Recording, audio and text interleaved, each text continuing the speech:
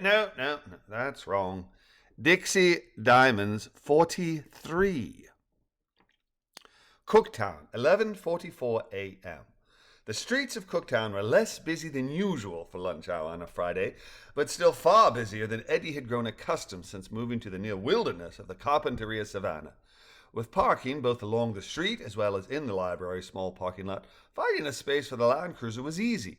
Well, Eddie said to Lizzie, we're here. Wonder where Balloony is. Let's contact him, shall we? Liz replied as she and Eddie exited the car.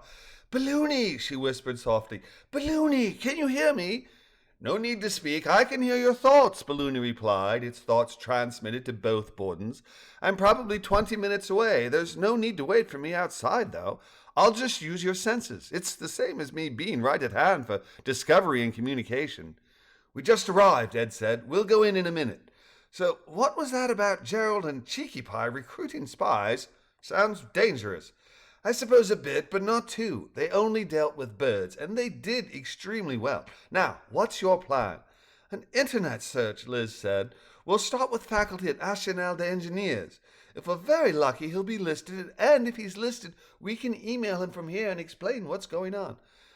Speaking of explaining, Ed asked, how do we communicate with you once we're inside without being, well, seen as insane? I mean, we can hear you and you can hear us via telepathy, but what about Liz and me? I can't read her thoughts, and if we have a conversation where I speak loudly enough for her to hear, then everyone around us will hear as well. A bit sticky, that. Understood. Now that you're the center of my attention, you don't need to speak aloud in order for all of us to hear what the other is thinking. I'm tuned in and will relay your thoughts at the speed of thought, which at this distance won't present a noticeable time lag for the two of you. Go ahead and think something you want everyone to hear without vocalizing. All right, Ed said. Do you have any idea what department Rosier would be in? I'm sure we can probably search for him using his name, but just in case they've got faculty listed by department, it would be good to know. Oh my, Liz thought, her face split in a grin. I can certainly hear you, darling, she thought while laughing aloud. This could be tricky. It could, Balloony responded, but there are levels of thought, and I'll only transmit your conscious thoughts to one another. You can hear our subconscious, Lizzie asked.